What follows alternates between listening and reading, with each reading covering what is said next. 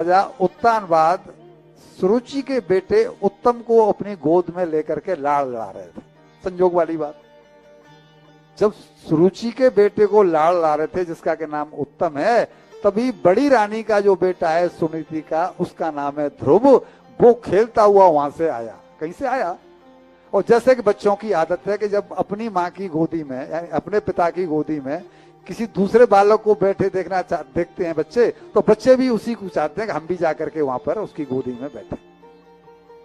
कभी आप अपनी दौरानी का, जेठानी की, ननद के बच्चे को ले लें तो आपका बच्चा सबसे पहले आपके ऊपर अधिकार जमाएगा कि मैं बैठूंगा। तो वो भी कि मेरे भी तो पिता हैं, तो वो उसने भी हाथ ऊपर किए, सिंहासन पर बैठे कि मुझे भी गोदी में लो। और ये देखते ही जो इसकी रानी जो सुरुचि है वो दहाड़ पड़ी, ए बालक हट वहां से।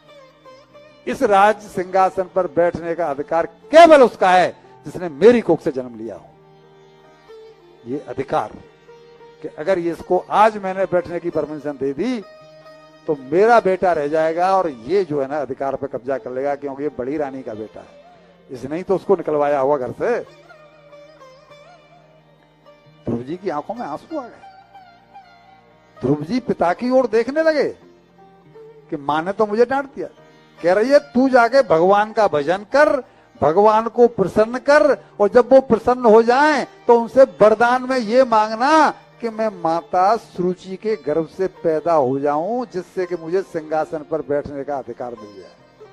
यानी भगवान को प्रसन्न करके भी ये बात वरदान मांग कि तू फिर गर्भ में आ। इसे कहते हैं दोनों ही उल्टी खोपड़ी के। उत्तानपाद का अर्थ क्या है? उत्तानपाद का अर्थ क्या है? बोलो बोलो।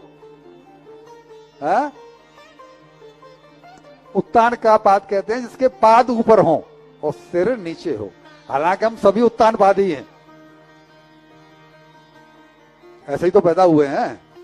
सर नीचे था और पाद पद पैग, ये पैर ऊपर थे। इससे केवल वही बच पाया है भैया जी जिसने सुनीति से काम लिया है, वरना सबके सब उत्तानपादी है। तो ये भी उल्टी खोपड़ी का था।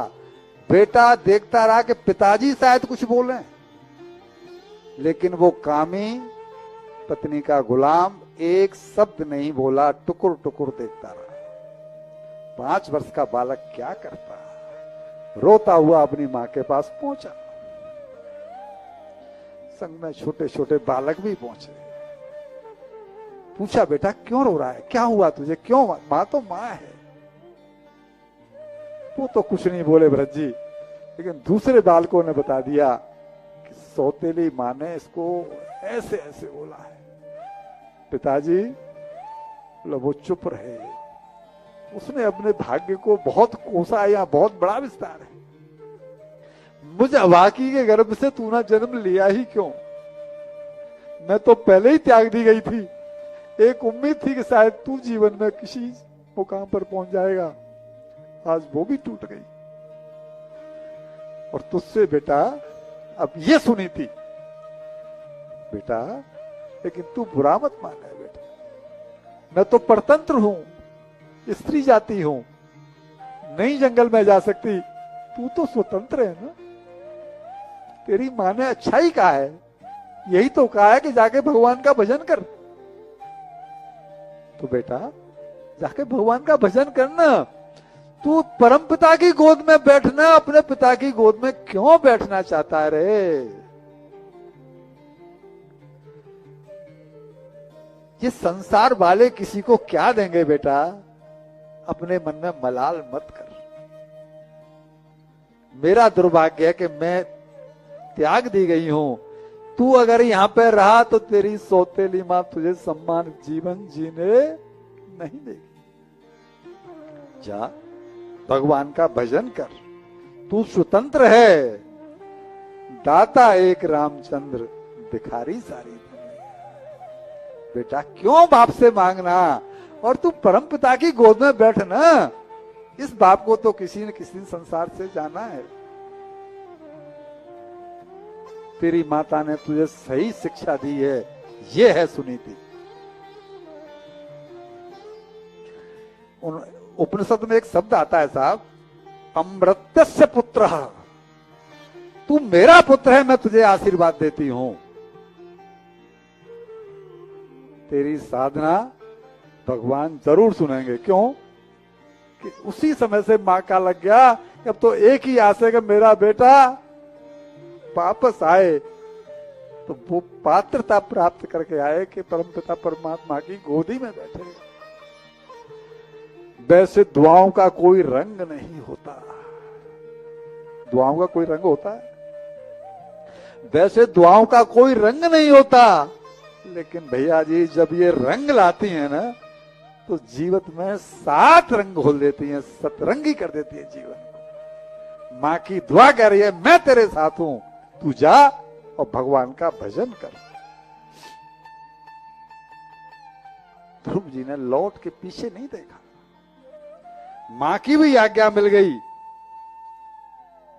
और एक बात है, आपने शायद कभी किसी ने दर्शन किए हों, हम उनके चरणों में बैठे हैं। स्वर्गाश्रम में एक संत रहते थे, उनका शरीर नहीं रहा, ब्रह्म प्रकाश जी, उनका नाम था ब्रह्म प्रकाश। हम जब उनके चरणों में जाके बैठते थे तो बड़े तो वेदांती थे, वेदांत की बातें करते थे।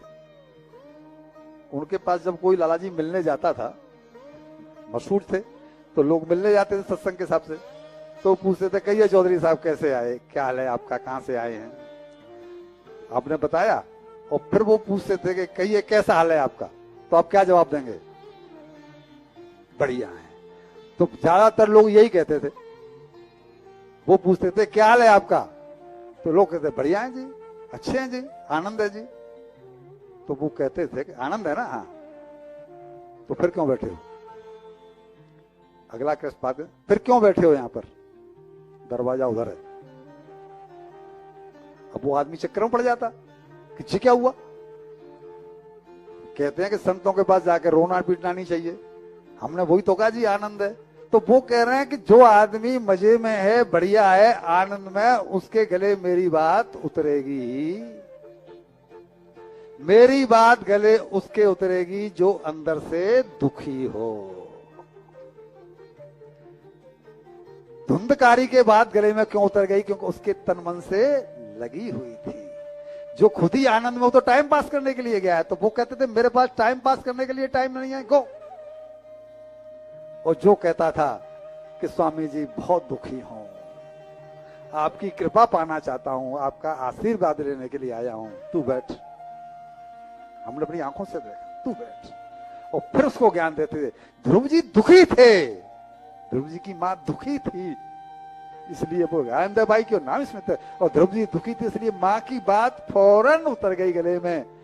और 5 वर्ष का बालक तपस्या करने के लिए घर छोड़कर चल दिया। सुखी आदमी को कथाओं में रस नहीं आता। हालांकि यहां सब सुखी हैं, लेकिन कथा उसी के गले में उतर रही होगी जो भीतर से थोड़ा सा गीला होगा। चाहे वो दुख की वजह से गीला हो, चाहे वो रस की वजह से गीला हो। दोनों तरीके, गीले शब्द में दोनों ही जगह ही आएंगे। टाइम पास करने वालों के कथा गले नहीं उतरती। कह रही है बेटा, यत प्रसादम सवे पुंसा दुराराध्यो मतो ममा। ये बात कही है नारद जी ने। नारद जी सी परीक्षा लेने पहुंच गए। जब ये जंगल में चले गए, अब भगवान का काम शुरू हुआ। हमने आपको पहले भी कहा, फिर कह दे रहे हैं, भगवान का खुला कहना है, तू चल मेरी ओर, पग 8। कितने? यदि तू चले मेरी ओर पग 8, तो मैं चलूं तेरी तरफ पग 60। जो तू आवे एक पग, मैं आऊं पग 60।